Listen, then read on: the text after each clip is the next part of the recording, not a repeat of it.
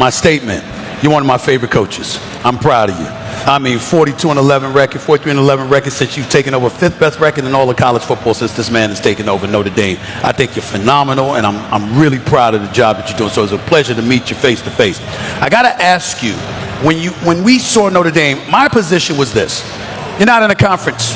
You know, while other people playing in conference championship games, y'all are not, and so much noise was made about that. Clearly, y'all at the end of the season, 10-game winning streak, all of this other stuff. But I find myself saying to Notre Dame, hey, y'all, in the conference, go out there and win it, and we don't have to have this debate. Do you find yourself thinking like that sometimes, or are you just of the mindset, we're Notre Dame, and guess what? The rules were a little bit different when it came to us before I ever got here, and I don't mind it being that way now. Which one is it? Yeah, I embrace who we are, our independence. You know, and I look at it and said, okay, we're independent. Why didn't we make the playoffs? What could we do differently? And not say, if we were just in a conference and we won, we would have been in the playoffs. Like, I look at where we're at and say, okay, what do we have to do to make sure we're in a position to make the postseason? And that's my focus, and that's what it'll continue to be. If I ever, or the administration, all of us feel that we're at a true disadvantage than everybody else because we're not in the conference, I think we'll make a change. Are you of the mindset that the playoffs should be expanded, or do you like it the way that it is? No, I'm a proponent of expanding it. I don't know the exact number, 16, right, 20. Right. But you definitely hear about expansion. I think the more opportunity, the better for just fans. I'm a fan. Right. And the better opportunity for our program to get into the playoffs. I think it's I'm a proponent of expanding it. So Notre Dame was ranked 3rd in ESPN's preseason FPI. It's been 20 years. Brady Quinn was the quarterback the last time Notre Dame was ranked in the top 5, and since they've been ranked 3rd in a preseason poll. I don't know that you care about that necessarily, but there are big, lofty expectations this season. How do you manage that with your players? People coming in, young guys? Yeah, I think there's a misconception that before every season you don't have lofty expectations. Like, we have expectations to win every single game we play. Like, that's the expectation every team has as you go into a season. Now you got to focus on doing what it takes to be that team, to be in a position to do those things. And so I don't really pay attention. And I think it speaks volumes for the work that has been put into our program. I think the work that our program has done in recruiting, the development, the support we have. Some of those preseason rankings might be a reflection of that, but at the end of the day, we're focused on preparing this team to win everyone. You know, you can't call him the greatest when 2 people that are still playing got 4 rings, and LeBron and Steph Curry. They both got 4 rings. So we can't do that right now. I would tell you this year, he's standing there like that. Very proud of Jalen Brunson. The brother put on a show, and I think that he's the greatest overachiever we've seen in the modern era. Nobody expected him to be this great, this productive, this kind of a finisher. It's absolutely phenomenal. And I'll say it again. I think Jalen Brunson saved the NBA. I really, really do. Because when you talked about the NBA, everybody was caught up in Wembanyama. It's the 7'5" freak of nature. And everybody was preparing for, how are we going to deal with this? How you going to guard this man? How you going to deal with the defensive prowess he brings to the table? How you going to do all of these things? And Jalen Brunson, the 6'1" Jalen Brunson, showed up on the court and was the biggest dude on the court. It wasn't Wemby. It was him when it really, really counted. And because of that, what happens is, and that's why he's deserving best male athlete, all of the accolades that he got at the ESPYs, he deserved every one of those awards. And here's the reason why. Because when you look at him, now you get to look at Ant-Man. Now you get to look at him, and it could be Donovan Mitchell, it could be anybody else. And you're like, what's your excuse? How come you can't get it done? Jalen Brunson stepped out on the court and got it done. Before, we were looking forward to 7'5", how you going to answer that? Chet Holmgren looked like a petrified puppy in the conference finals against Wemby in San Antonio, with Wemby coming from him. And I was sitting there talking about, you got to go and get Giannis, give you Oklahoma City. Oklahoma City's got 13 first-round picks and about 16 second-round picks over the next 6 years. What the hell you going to do if you see him Presti? Take him to the grave with you? You got to trade and get Giannis because Chet Holmgren's scared. But then they drafted Maya out of Michigan, so we'll see what happens. In the end, what it comes down to is that we were preparing as a basketball universe to figure out, oh my God, what are you going to do about Victor Wembanyama? Jalen Brunson showed you what you could do against Victor Wembanyama. And because he's shown you what you could do, now you're looking at all of these 6'4", 6'5", 6'6" guys, and you have no excuse. Because if Jalen Brunson did it, you're supposed to be able to do it. And if you don't do it, that's on you. Because he did it.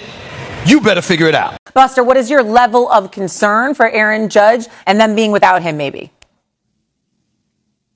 Shay and Chris, I just want to say it's the first time I've ever heard the Mona Lisa compared to a baseball card. Like, I got to get my head around that a little bit, Chris, okay? Yes, good job, Buster. So, good job. And when we... So when we talk about the Yankees, we have to remember the American League is just not that good. Am I concerned about the Yankees winning the American League East? Absolutely, because Judge, Giancarlo Stanton, they're not close to coming back. But in terms of making the playoffs and perhaps playing deep into October, I think that they will still figure it out before the end of the year. Brian Cashman, their general manager, will be aggressive before the trade deadline, add a reliever, maybe a right-handed batter, and they will get Judge and Stanton back, and they will be a factor again in October. Buster, are you a little worried? I wasn't here for it, but I know the Cashman press conference seemed to indicate that Judge is still miles away, and they weren't expecting to really see that much with the imaging when they did it in the last week, or when they do it in the upcoming week. I was surprised, and he almost made it sound like we'd be lucky to have him by the end of the year. But is that just him talking? What's your take with that? Let me hear. I was curious there. No, I think... Yeah, Chris, I think they're slow playing the injury. It's a lot like what the Dodgers have done in recent years, where they're basically telling their stars, look, we just want to make sure you're okay at the end of the year.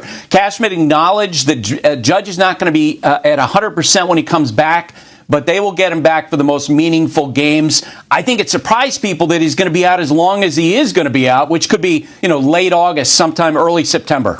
Shay, I would definitely take the Dodgers. Look, they're on a 101-win pace, and think about what hasn't gone well for them.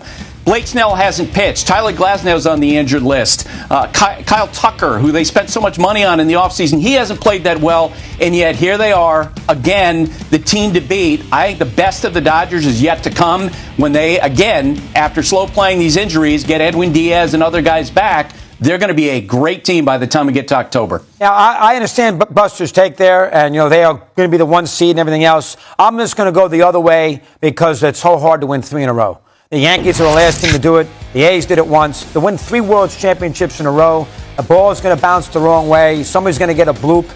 The center fielder is not going to make the catch. ICAP will be safe at the plate on the little ground ball that Rojas hit. So because of that and the nature of baseball where it sort of evens out, I would take the field. Now, the problem is, as Buster just indicated, how many teams does that include?